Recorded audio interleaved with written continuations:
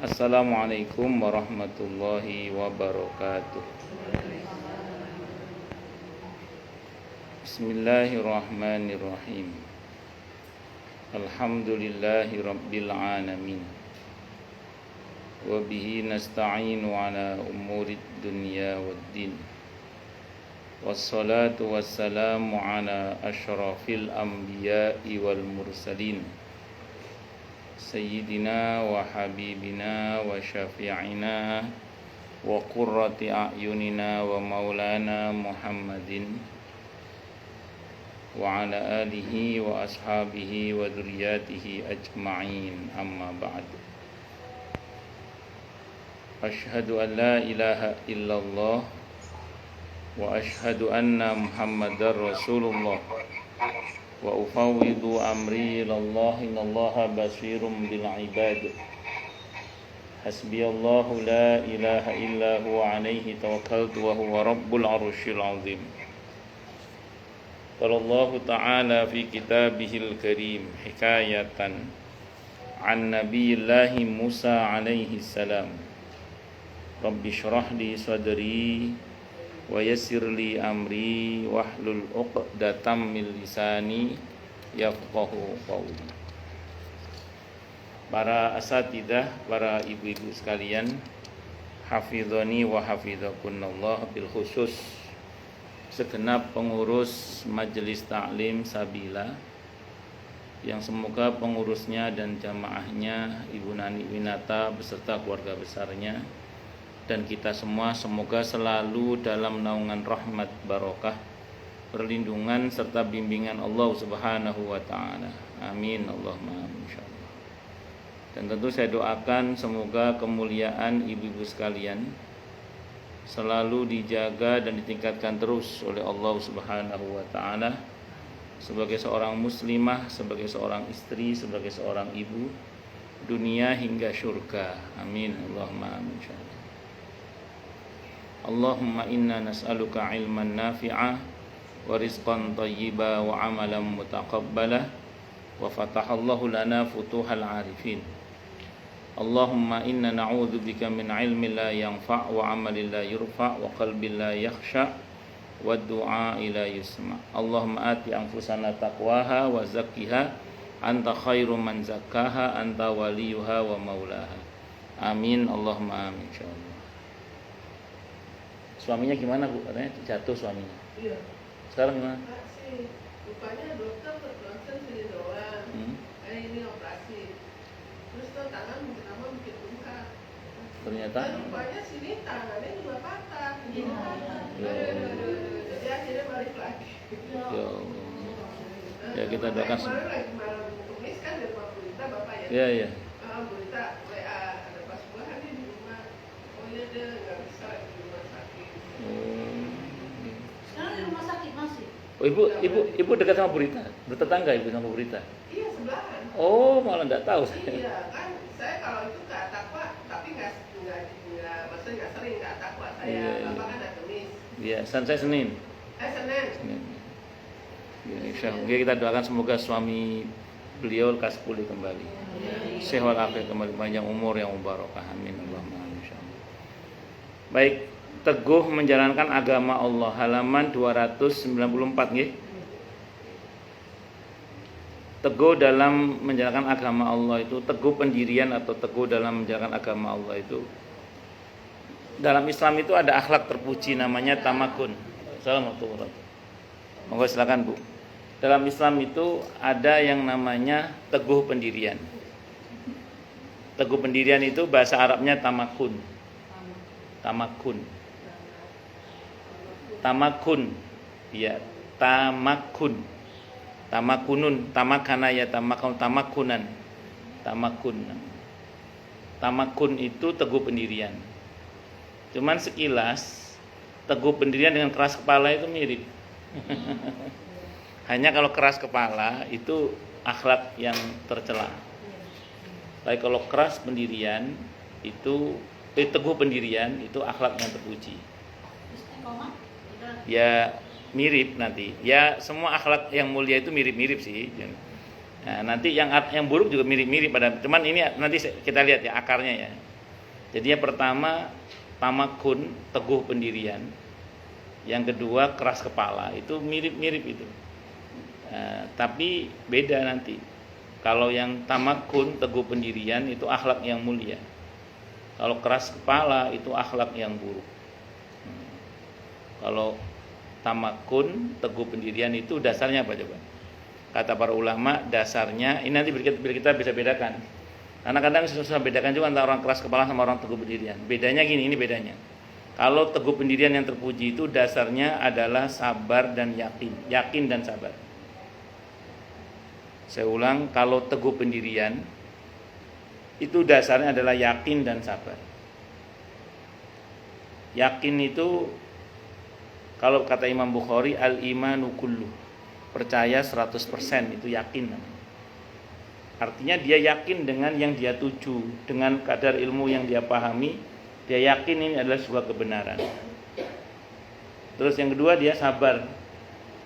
Sabar menjelaskan dan atau sabar membuktikan. Itu orang yang teguh pendirian. Jadi orang yang teguh pendirian itu dia akan sabar menjelaskan dan atau sabar membuktikan. Itu orang yang teguh pendirian. Pertama dia yakin, jadi jelas tujuannya jelas ya. Misalnya perjumpaan dengan Allah, ridho Allah, cinta Allah misalnya gitu ya. Dia ingin bawa seluruh keluarganya ke surga misalnya, itu jelas tujuannya, yakin namanya. Yang kedua sabar. Tadi sabar menjelaskan dan atau sabar membuktikan.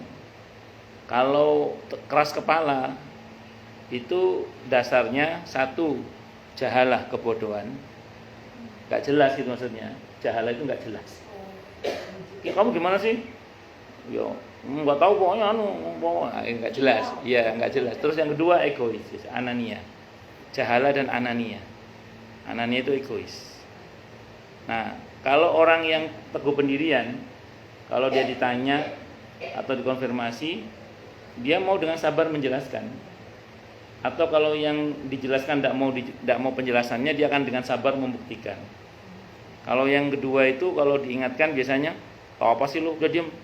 Anak kecil tahu. Udah perempuan diam aja, nggak tahu apa-apaan perempuan. Itu keras kepala biasanya begitu. Nah, jadi kalau yang teguh pendirian enggak. Gini loh, gini. Kalau istrinya nggak percaya, ya udah nanti kita lihat aja deh. Tapi dia tetap jalan. Itu orang yang teguh pendirian. Dia tampak kesabarannya. Tidak tipe yang kedua kan, tahu apa sih lu perempuan, banyak nggak mau diingetin gitu, nggak mau diperingatkan. Nah nanti jenengan tipe yang mana coba diraba ke dalam hati. Saya ini tipe yang keras kepala, apa yang teguh pendirian, kira-kira gitu. Kalau teguh pendirian betul, teruskan aja nggak apa-apa. Ya emang diantara ciri khas orang teguh pendirian itu memang dia nggak akan berhenti. Yaitu tadi dia akan dengan sabar menjelaskan atau dengan sabar membuktikan gitu. Bahwa ternyata nanti salah ya beda bab itu. Yang penting dia sudah, tapi dia mau sabar ya. Bukan tipe yang kalau diingetin terus marah. Kan ada orang kalau diingetin marah, menyalah-nyalakan yang. Nah, ini bukan tipe yang itu. Dan ditalutannya jelas kok, petanya jelas. Saya tuh maunya gini loh, gini jelas petanya, yakin itu namanya. Jadi bukan yang nggak jelas. Kan ada orang yang nggak jelas kan ada itu. Gimana? Pokoknya repot. Kalah dalil menang otot. Idealis itu tergantung. Idealis itu kan orang yang main di awang-awang ya, tidak membumi gitu. Idealnya dia mau bicara idealnya itu bagaimana gitu. Ya kayak mahasiswa kalau masih di bangku kuliah kan idealisnya tinggi banget. Begitu dia punya istri baru dia mulai membumi gitu.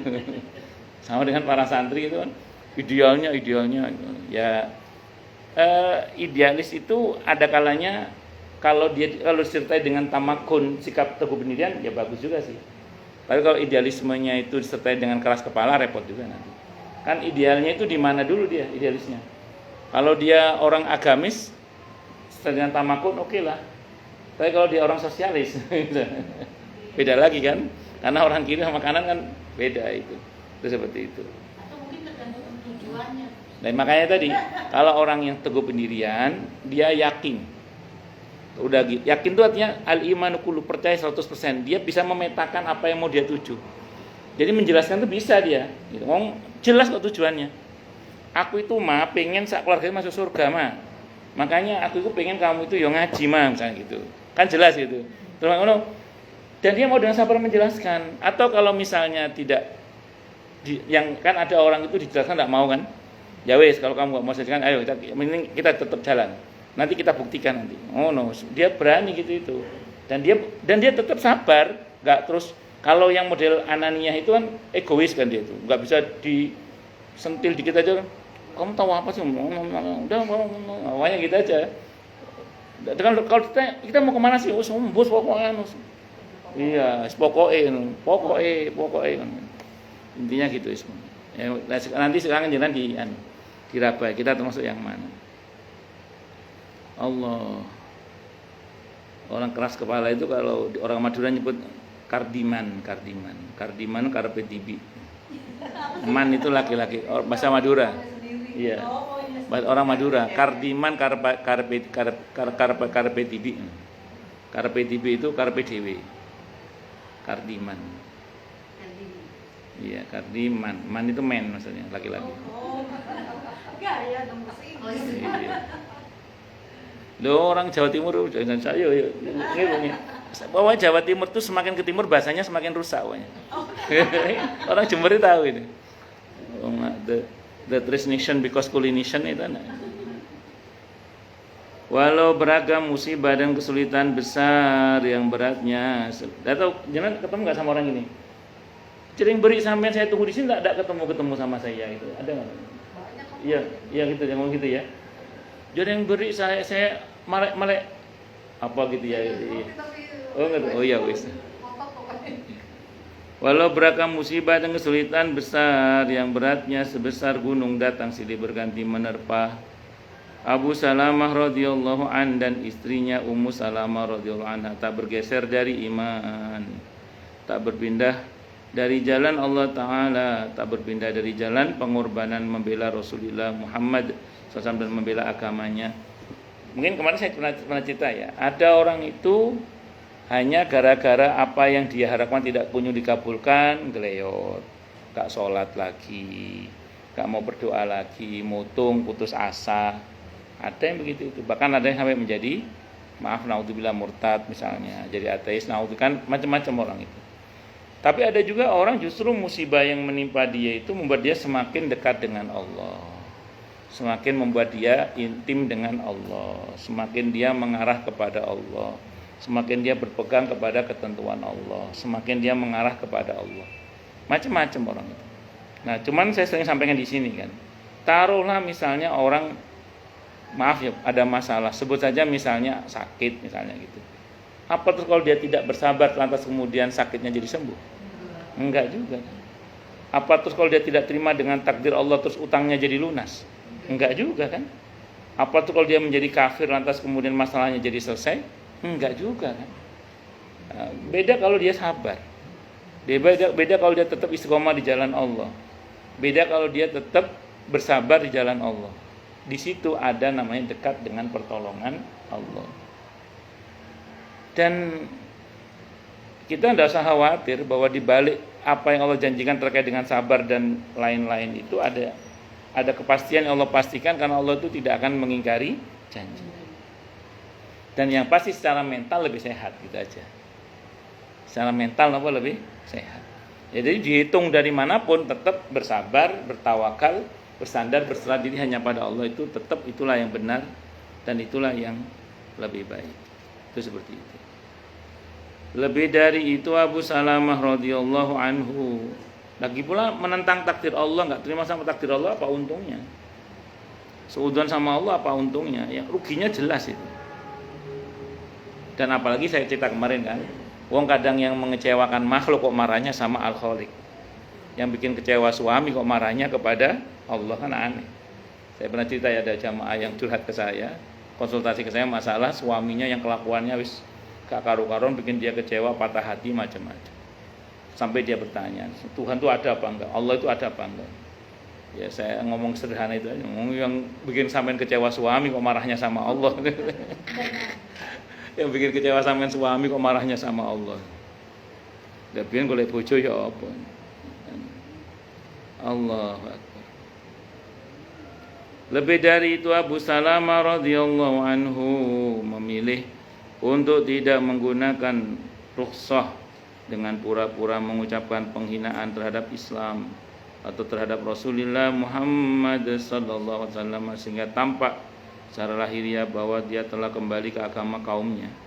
Atas kaumnya membiarkannya dan mereka tidak memisahkan antara dia dengan istrinya. Enggak, milik tetap bertahan. Pokoknya dengan segala konsekuensi tetap bertahan dalam keyakinan.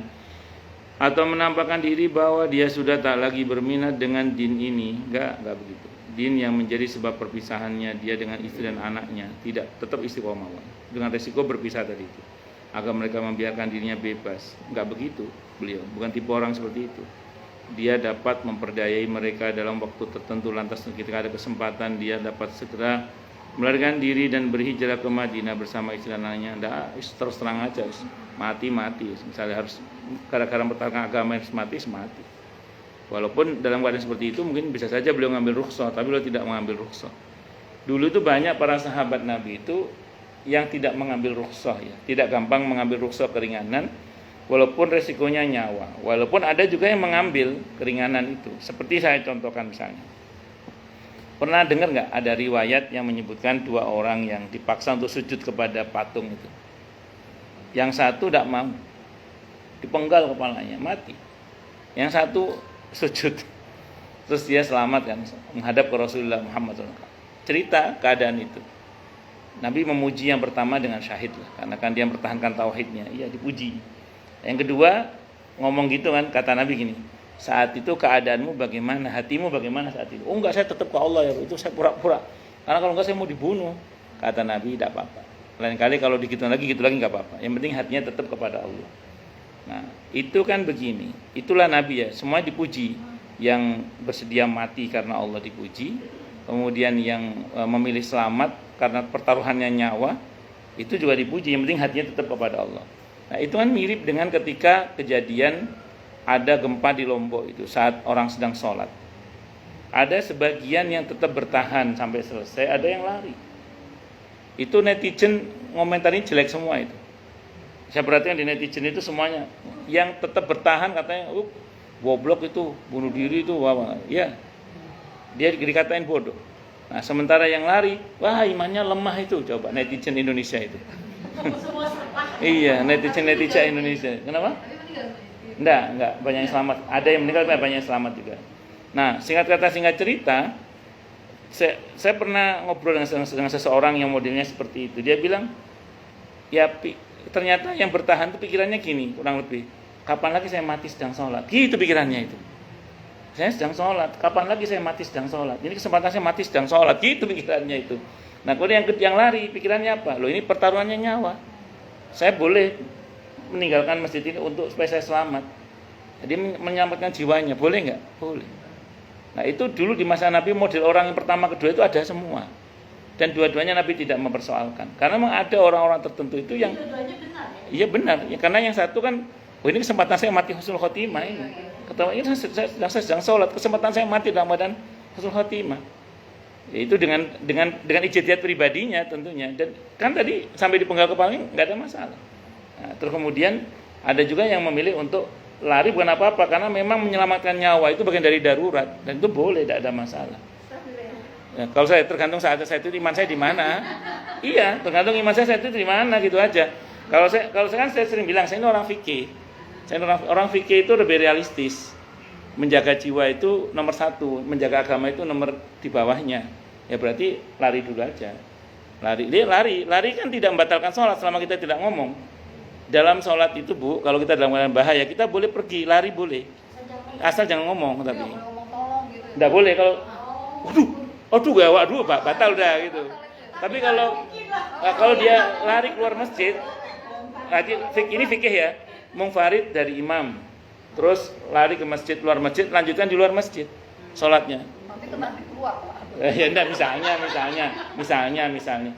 Jadi tidak perlu membatalkan sholat. Itu seperti itu aturan kaidah fikihnya itu begitu. Karena ada kaidah yang mengatakan idza dhaqat ittasat wa idza tasat dhaqat. Jadi kalau kondisi sulit, sholat itu jadi longgar aturannya. Kalau dalam kondisi yang senggang, longgar gitu, aturan sholat jadi ketat gitu.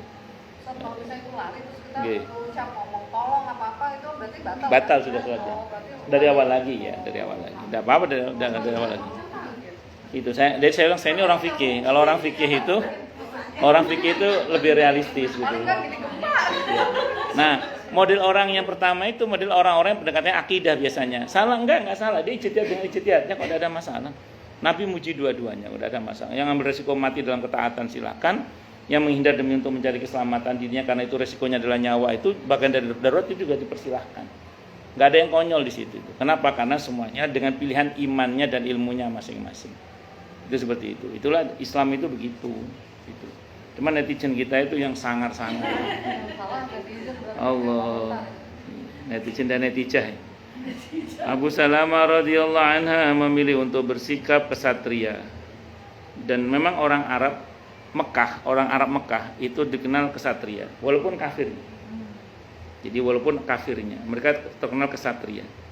Mereka itu wanirai, depan itu berani mereka. Jadi mereka bukan tipe orang yang wani silit gak wani rai. Nah, karena ada wani silit gak wani rai itu kan tinggal. Beraninya belakang, depan gak berani dia. Ya, jadi dia hanya beraninya di belakang, gak berani di depan. Kalau orang Mekah itu enggak, depan berani dia, nggak ada pura-puranya. Orang Mekah itu orangnya apa adanya. Kalau seneng ya kelihatan, kalau benci ya kelihatan. Itu orang Mekah. Lek iya ya lek kak sebenarnya wis. Nah, itu orang Mekah. Nah, ya, jadi ada orang itu yang tradisinya seperti orang Mekah. Makanya di Mekah Nabi itu nggak punya musuh orang munafik. Nabi di Mekah nggak punya musuh orang. Kenapa? Orang Mekah itu orangnya apa adanya. Kalau seneng ya kelihatan, kalau benci ya kelihatan. Itu orang Mekah. Makanya seorang Nabi di Mekah itu peta dakwanya jelas, mana kawan, mana lawan. Itu jelas itu. Masuk Madinah, Nabi berhadapan dengan satu kaum, ada beberapa kaum di Madinah itu yang kalau ngomong senangnya muter-muter. Muter-muter. Nah, kata para analis sejarah itu mengatakan gini, satu masyarakat kalau ngomongnya sukanya muter-muter, itu potensi munafiknya tinggi. Emang betul, Nabi di Madinah berhadapan dengan orang-orang yang depan belakang beda. Jadi depan belakang beda. Depan ngomong A, di belakang ngomong B. Gitu. Dan beliau berhadapan dengan kelompok tertentu di mana mereka itu jadi wani silit, gak wani rai itu. Jadi beraninya hanya di belakang, gak berani di depan. Gitu. Main dua kaki juga. Ya kalau satu kaki kan bincang nanti. Dua kaki dia main dua kaki. Semoga itu kelompok munafik dan namanya saja munafik. Dan kata nafiko itu sejenis tikus. Jadi kelakuannya kayak tikus itu. Tikus yang buat dua lubang. Tikus itu apa? Kalau nggak ada orang berantakin apa aja. Kalau ada orang lari tikus itu. Ngecut ya. Tikus itu. Kalau ada tikus ada orang kok nggak lari. Itu dua kemungkinan. Memang dia sudah akrab dengan orang itu. Atau si tikusnya stres misalnya gitu. Loh iya ada tikus ada jenengan kok nggak lari. Ada dua kemungkinan. Sudah akrab dengan panjenengan tikus itu. Atau dia stres. Oh, tikusnya dari Arab. Oh gitu ya.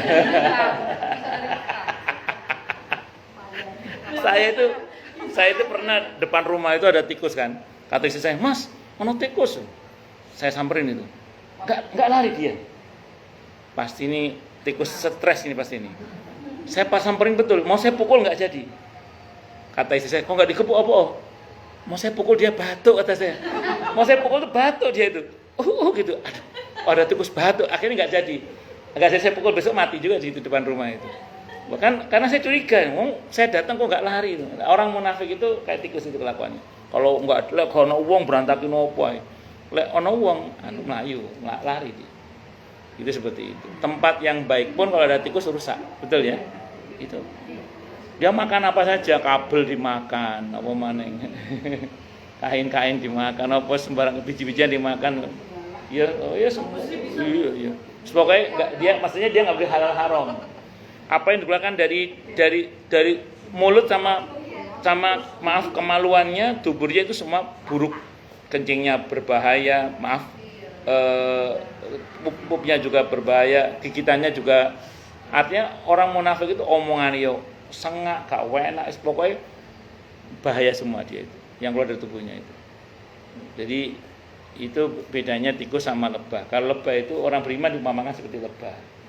Lebah itu tidak makan kecuali yang baik, tidak hinggap kecuali tempat yang baik, tidak muntahkan sesuatu kecuali yang baik.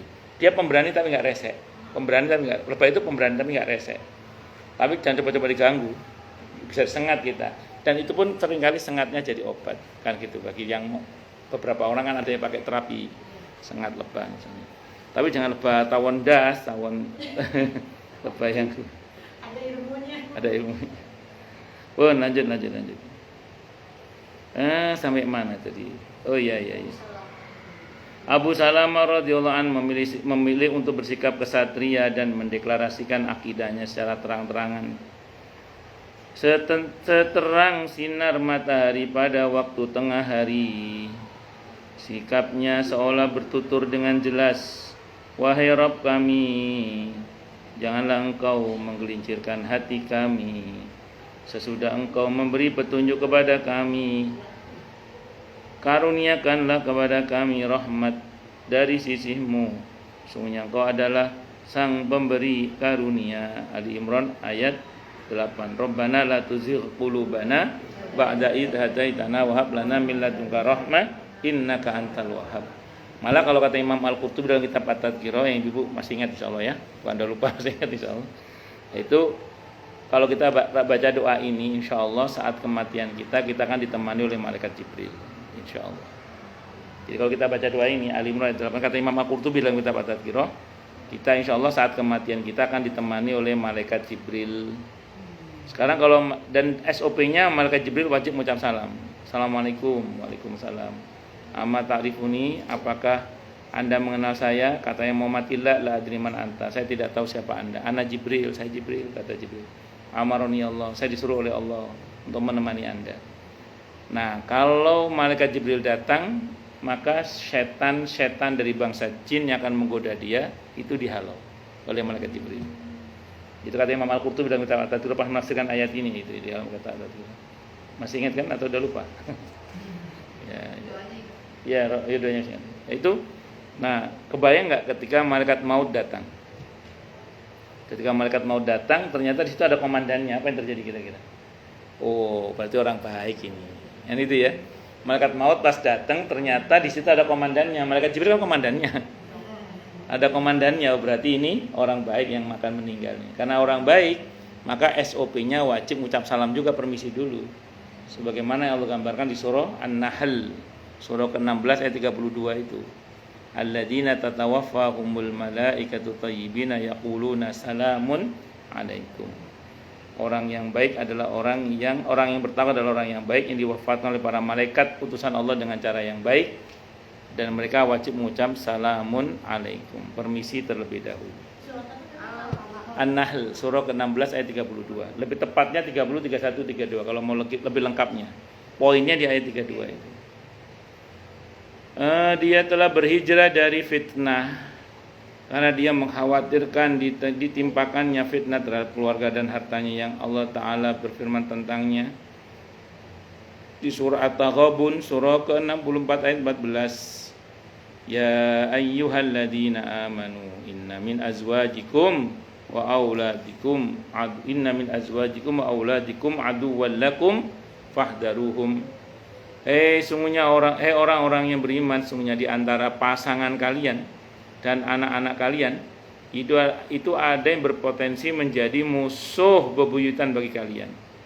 Maka berhati-hatilah terhadap mereka. Antisipasilah jangan sampai semua itu terjadi. Waspadalah terhadap mereka. Waspada. At-Taghabun ayat 14. Jadi pasangan dan anak itu berpotensi menjadi musuh bebuyutan bagi kita. Ya, kalau saya istri, kalau Anda suami dan anak-anak kita. Itu bisa musuh di dunia dan bisa juga musuh di akhirat. Kalau musuh di dunia tinggal klik berita kriminal. Berapa banyak anak yang bersengketa dengan orang tuanya. Yang orang tuanya dituntut oleh anaknya sekian miliar lah. Yang ibunya dicelurit gara-gara cintanya tidak direstui lah. Yang ibunya dicekek pakai rem kabel motor gara-gara nggak dibeliin motor lah. Mau macam-macam. Di dekat rumah saya itu 1 atau 2 tahun yang lalu saya lupa itu. Pas Idul Fitri bakul sate.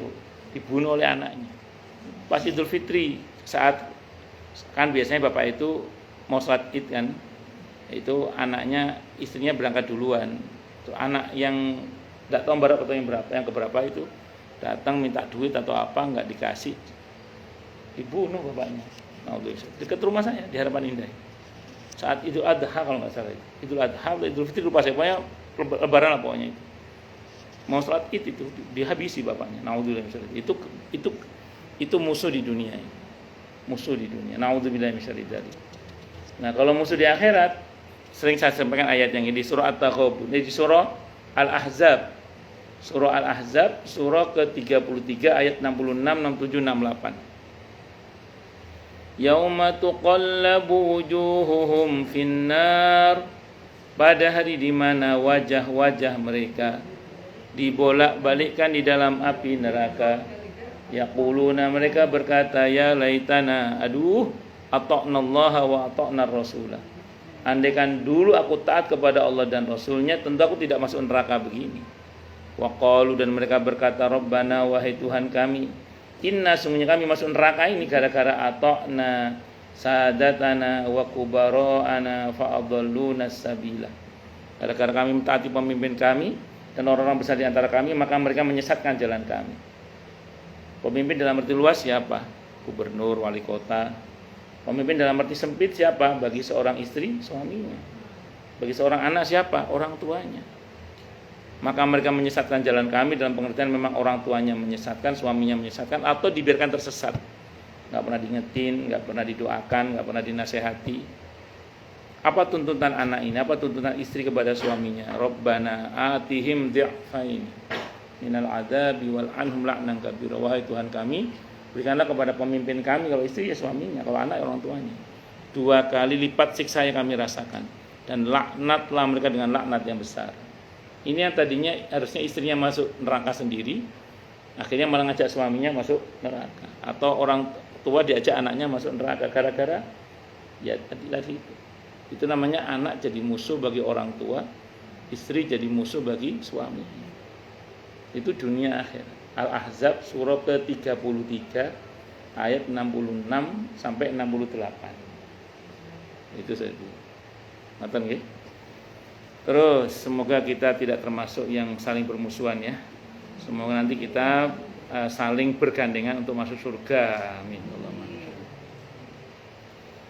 Makanya ada ayat Al-Quran yang mengatakan, saya lupa kalau nggak salah, Az-Zukhruf kalau saya nggak salah itu. Bunyi ayatnya saya hafal gini. Al-akhillau yauma idin ba'duhum li ba'din adu illal muttaqin. Para kekasih pada hari kiamat nanti bisa berhadapan sebagai musuh, kecuali orang-orang yang bertakwa. Kekasih itu siapa? Ya tadi suami, istri, orang tua, anak, atau sesama teman. Itu bisa berhadapan sebagai musuh nanti di akhirat. Kecuali kalau hubungan suami istri, orang tua, anak itu dibingkai dalam bingkai ketakwaan, atau pertemanan kita dibingkai dengan ketakwaan. Maka bersyukurlah pada Allah kita berteman dalam bingkai ketakwaan ini insyaallah. Kemudian suami istri juga dibingkai dalam bingkai ketakwaan. Anak sama orang tua juga dibingkai dalam. Kalau bingkainya ketakwaan itu tidak akan berhadapan sebagai musuh. Tapi kalau bingkainya bukan ketakwaan, potensial akan berhadapan sebagai musuh nanti di akhirat terutama di akhirat. Di dunia mungkin saling mencintai, tapi sangat mungkin di akhirat nanti akan saling membantai. Karena ya tadi bingkai hubungannya bukan takwa. Istrinya Ummu Salamah radhiyallahu anha, keadaannya tidak jauh berbeda dengan dirinya. Allah Subhanahu wa taala meneguhkannya di atas agamanya, dan dia mampu memikul derita setahun lamanya dalam keadaan menangis dan memohon kepada Rabb-nya agar dia mengumpulkan dirinya dengan suami dan anak lelakinya. Ummu Salamah radhiyallahu anha tidak menjadi lemah, tidak mengendurkan sikapnya, tidak menyerah tanpa daya menghadapi apa saja musibah yang menimpanya di jalan Allah. Bahkan dia menanggung semua itu di jalan Allah Ta'ala. Tapi kok nangis, kan lemah berarti? Tidak, nangis bukan tanda lemah. Nangis sedih bukan tanda lemah, bukan. Itu fitrah manusiawi. Siapa yang nggak akan nangis terpisah dengan suami dan anaknya? Siapa yang nggak akan sedih kalau ditinggal dipisahkan dari suami dan anaknya? Pasti sedih, pasti nangis. Normalnya begitu. Cuman tetap sabar, itulah tanda kalau itu adalah orang yang kuat. Tetap istiqomah di jalan Allah, itulah tanda kalau dia adalah orang yang kuat.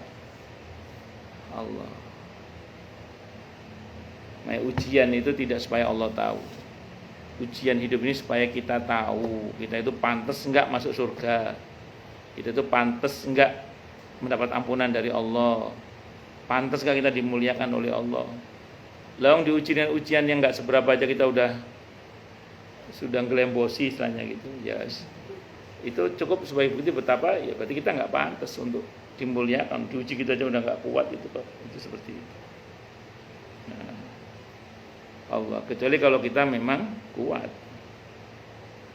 Semoga Allah kuatkan kita semua ya, amin. Ummu Salamah radhiyallahu anha tidak menjadi lemah, tidak mengendurkan diri. Itu dia. Tanda tiada jalan bagi setan untuk memurtadkannya kepada agama kaumnya dan menfitnahnya dalam agamanya, atau membisikkan hasutan kepadanya bahwa semua yang dia alami ini terjadi karena dia masih saja mengikuti Islam. Tidak, mereka adalah suatu kaum yang bersahabat dengan Rasulullah Muhammad SAW. Mereka memperoleh nikmat berupa dapat bertemu dengan beliau.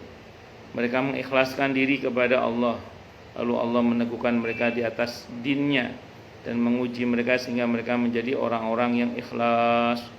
Jadi memang ini tipe orang-orang yang sangat kuat dengan izin Allah, tidak akan bahkan tidak berpura-pura pun tidak, bahkan walaupun secara rukhsah boleh-boleh saja. Saya cerita ngomong rukhsah dulu ya.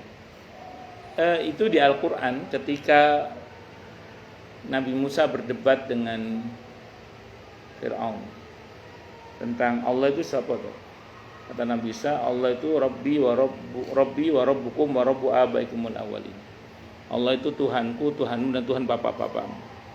Itu kaumnya langsung mikir. Nah iya, kalau Fir'aun ngaku sebagai Tuhan, pertanyaan sebelum dia lahir Tuhannya siapa?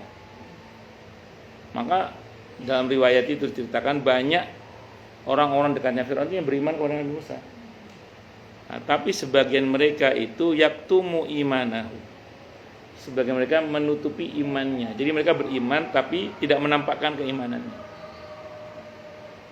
Dan Allah tetap menerima imannya, tetap diterima oleh Allah imannya.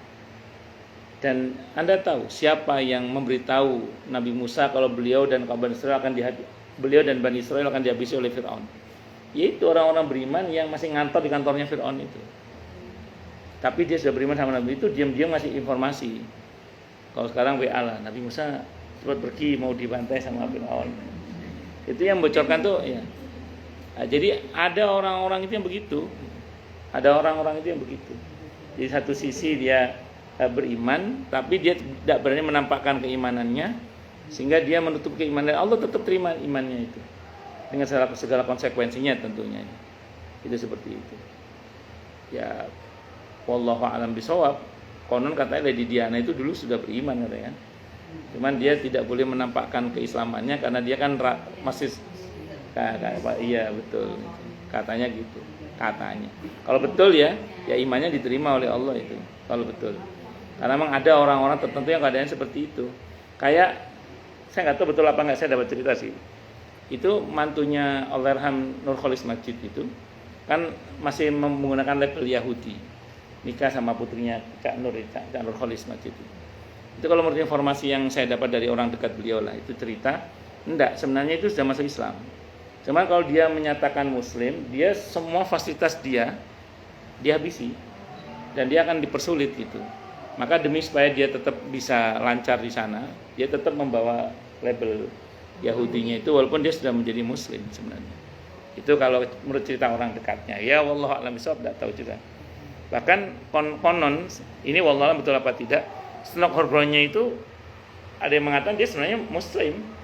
Ya dia kan karena dia memang mendapat tugas dari Hindia Belanda itu untuk apa namanya ya misi penjajahan tentunya. Tapi dia bukan orang yang pura-pura, dia memang betul-betul muslim sebenarnya. Cuma kan banyak orang menganggap dia itu pura-pura keislamannya. Cuman kalau menurut informasi yang saya dapat itu enggak, beliau ini muslim aslinya. Karena keluarga Hasnul Orgronya itu pernah menceritakan tentang siapa dia sebenarnya, direkam dalam sebuah kaset, yang kaset itu tidak boleh dibuka kecuali setelah 75 tahun. Itu seperti itu, dan diinformasikan wallahu a'lam betul apa tidak ya, saya nggak tahu, karena saya dapat informasi juga dari insya Allah sumbernya terpercaya, yaitu apa? Atakia. Istrinya Smakrono itu anaknya kiai besar. Nah iya, itu istri itu yang cerita itu. Yaitu direkam, tapi rekamannya itu tidak boleh dibuka kecuali setelah 75 tahun. Kiai besar di Jakarta kan kata nama jalan gitu lah, Pak. Mas Mansur, bukan? Bukan. Ya wes itu. Ya itu ya, jadi orang-orang yang model-model begini insya Allah imannya tetap diterima oleh Allah. Itu seperti ya, selebihnya wallahu alam saya tidak tahu. Ini terlepas dari pengkhianatan perjuangan ya, itu beda bab itu kan. Tapi ini kita bicara masalah iman itu. Jadi memang ada orang tertentu. Yang pernah saya tahu juga itu ada salah satu bos produk tepung tertentu, saya nggak sebut merek tepungnya. Dia masuk Islam. Dia merubah namanya Yusuf namanya. Itu terus kemudian itu istrinya anaknya nggak tahu kalau dia sudah muslim. Nggak tahu. Keluarganya juga belum tahu dia. Dia masih menutupi keislamannya. Tapi dia sudah masuk Islam. Ya, bos tepung tertentu. Dia berubah namanya. Kalau ini cerita ke saya Allah Cak Nur Hafizahullah. Main Najib yang cerita. Cak Nur yang cerita. Kalau Senang Khobrahnya itu yang cerita itu Cak Nur Khalis Majid. Pada saat di satu seminarnya itu beliau ngomong kayak gitu. Senang Khobrahnya. Yang nyimpen rekamannya itu Cak Nur. Yang dia tidak boleh buka nunggu 75 tahun itu. Nah, itu seperti itu. Lanjut nih. Dan jenengan termasuk yang mana terserah. Kalau orang fikih memang cenderung lebih realistis kalau orang fikih. Tapi bukan berarti ini buruk, ini benar juga. Ini sikap yang dipuji juga. Ya memang faktanya dulu para sahabat Nabi ada yang modelnya seperti yang ini, ada juga yang modelnya mungkin seperti yang saya katakan tadi itu. Ini ada yang nanya nih harusnya.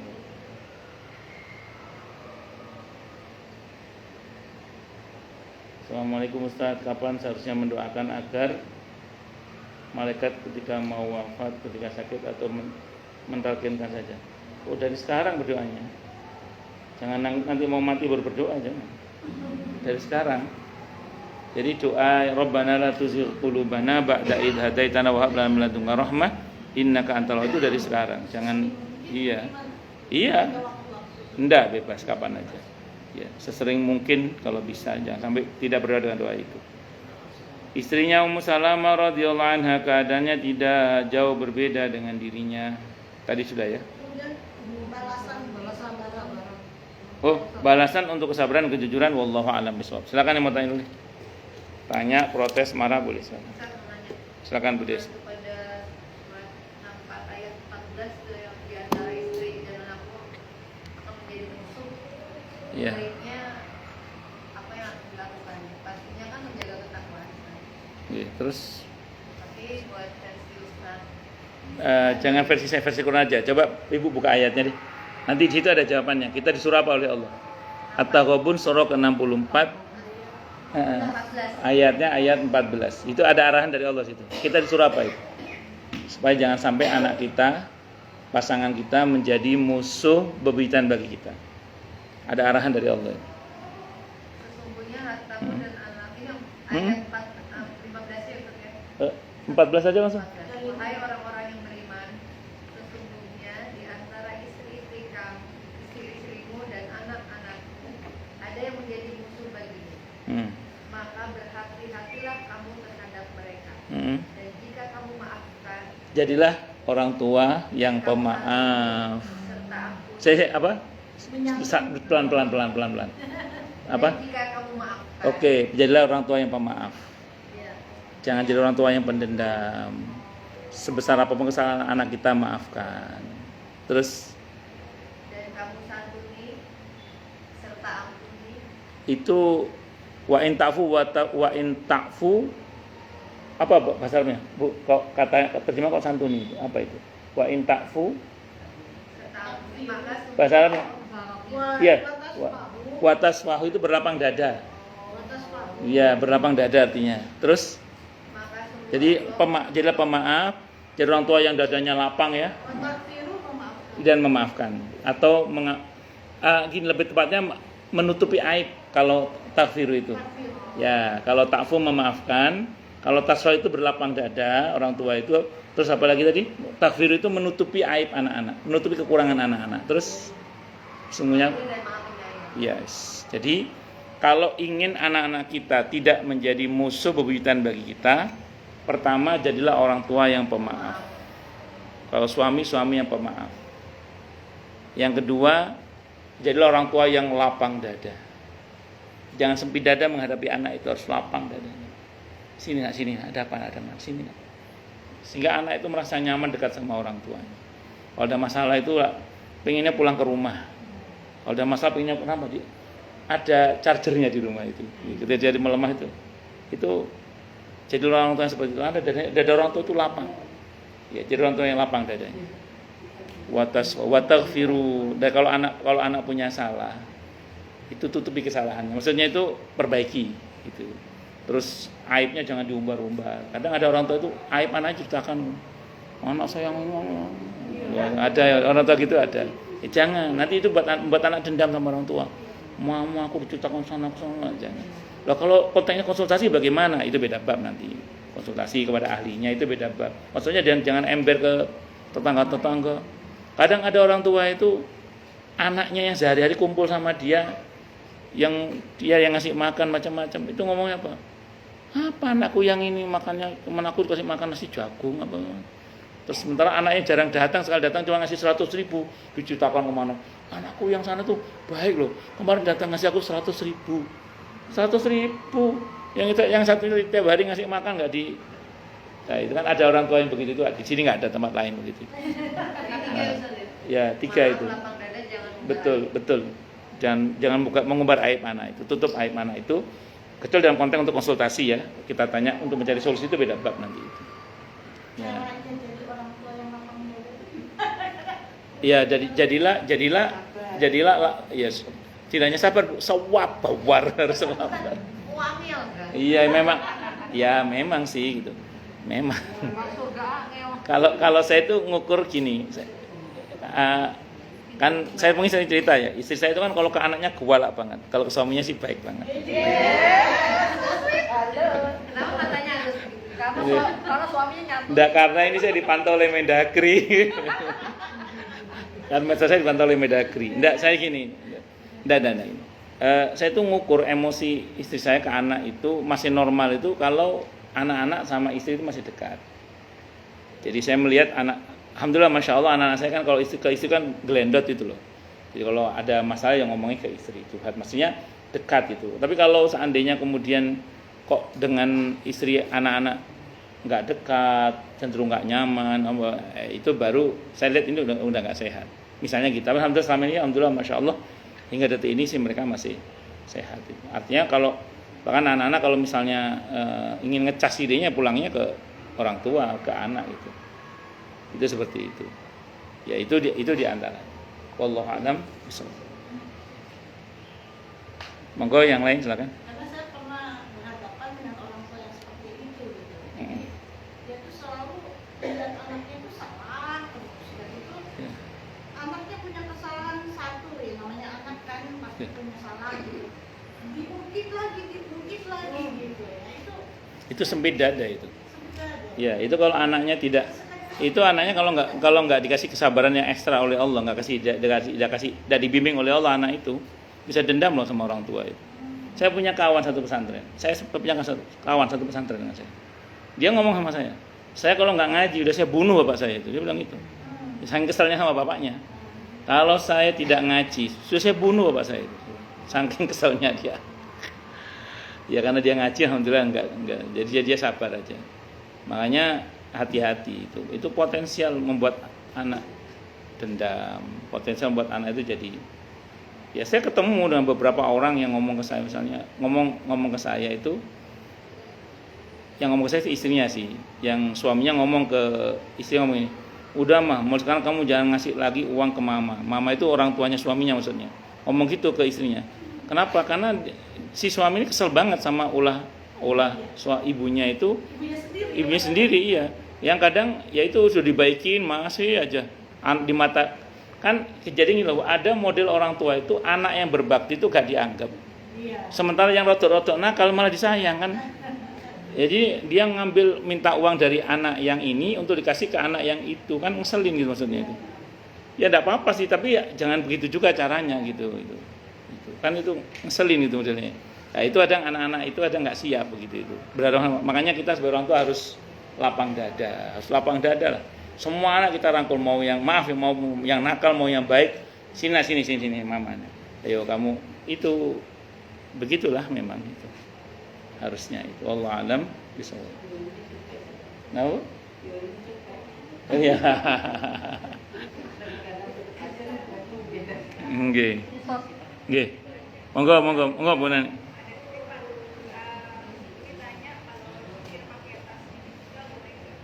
Bagus. Zikir pakai tasbih boleh apa tidak? Jawabannya boleh. Tapi digital boleh, tidak ada masalah.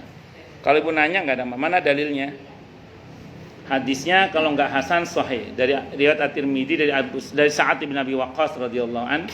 Nabi punya istri namanya Sofia radhiyallahu anha. Itu kalau zikir pakai biji kurma 4.000 biji. Ummu Sal'ano, Sofia radhiyallahu anha. Itu di depan Nabi zikirnya dan Nabi tidak melarang. Nah, kalau Abu Hurairah sebelum tidur tuh baca tasbih sekian ribu kali, saya nggak tahu. Zikirnya pakai tambang yang digulung. Tambang itu diikat, jumlahnya 2000 berapa kalau nggak salah itu. Itu Abu Hurairah. Dan Abu Hurairah kita tahu sahabat Nabi dan itu dipakai dalil para ulama. Makanya zikir pakai tasbih, mau digital, mau biji, mau tambang, mau apa terserah lah. Itu boleh, tidak apa-apa. Di masa Nabi sudah ada tasbih itu. Hanya Nabi memang nggak pakai tasbih. Nabi pakai jari. Tahu kenapa? Nabi itu orangnya cerdas, kuat ingatannya. Kalau kita pakai jari sering, tadi berapa ya? Itu kalau kita. Makanya makanya Siti Sofia radhiyallahu anha beliau pakai biji kurma sampai 4.000 biji. Dalam hadis At-Tirmidzi itu. Hadisnya dari matan hasan dan matan sahih yang tahu. Saya tahu ya Allah al-kamakal. Terus Abu Hurairah itu punya tasbih dari tambang. Dari tambang yang diikat-ikat gitu, dibundel-bundel gitu. Itu jumlahnya sampai kurang lebih 2000 kalau nggak salah. Kalau pendeta juga kan suka pakai Ya. Itu enggak berarti menyerupai mereka. Enggak, karena bentuk tasbihnya beda. Kalau kita kan 33. Kalau mereka enggak 33. Saya punya tasbihnya orang sebelah itu. Dikasih saya dari Taiwan. Saya dikasih dari Taiwan, saya hitung jumlahnya memang beda. Dan tidak sama dengan bentuknya mirip tasbih kita tapi angkanya beda. Angkanya beda. Saya punya dikasih. Bentuknya sama kayak Iya, ya. angkanya kata istri saya tak protoli Mas, engko tak sesuaikan dengan tasbih kita sakar. Saya bilang gitu. Dikasih dari Taiwan saya. Dari Taiwan. Taiwan kan agama sebelah ya. Ya itu dia punya tasbih, saya dikasih tasbih itu. Dan saya tahu sendiri itu beda. Udah saya hitung. Pertama saya enggak ngitung, istri saya yang ngitung pertama. Mas, iki beda iki. Jumlahnya beda. Oh, iya iku yang teko Taiwan iku. Dari Taiwan itu. Jadi beda memang, angkanya beda. Ya, jadi tadi tasbih kita sama tasbih mereka beda. Kalau kita rata-rata 33 atau 11 gitu biasanya. Sehingga 33 jadi kalau kita yang tasbih kita itu. Jadi tetap beda.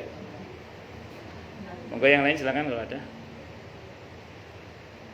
Jelas semua atau tidak jelas semua? Cukup nggih? Kita tutup dengan hamdalah. Alhamdulillahirabbil alamin. Semoga kajian kita bisa bermanfaat, mubarakah fid dini wad dunya wal akhirah. Untuk kita, keluarga kita dan seluruh umat Islam semuanya, dan mudah-mudahan kita semua dijadikan oleh Allah sebagai orang-orang yang sukses dunia akhirat, selamat dunia akhirat, bahagia dunia akhirat, dan dipermudah urusan kita oleh Allah fid dini wad dunya wal akhirah. Semoga Allah limpahkan hidayah selalu untuk kita, semoga Allah tingkatkan selalu hidayah untuk kita, dan semoga Allah berikan hidayah untuk siapapun yang melihat kita. Subhanakallahumma bihamdika asyhadu an la ilaha illa anta astaghfiruka wa atubu ilaik. Sallallahu alaihi Muhammad wa ala alihi washabihi wasallam. Saya mohon maaf. Assalamualaikum warahmatullahi wabarakatuh. Bu Ursula roti gandumnya enak.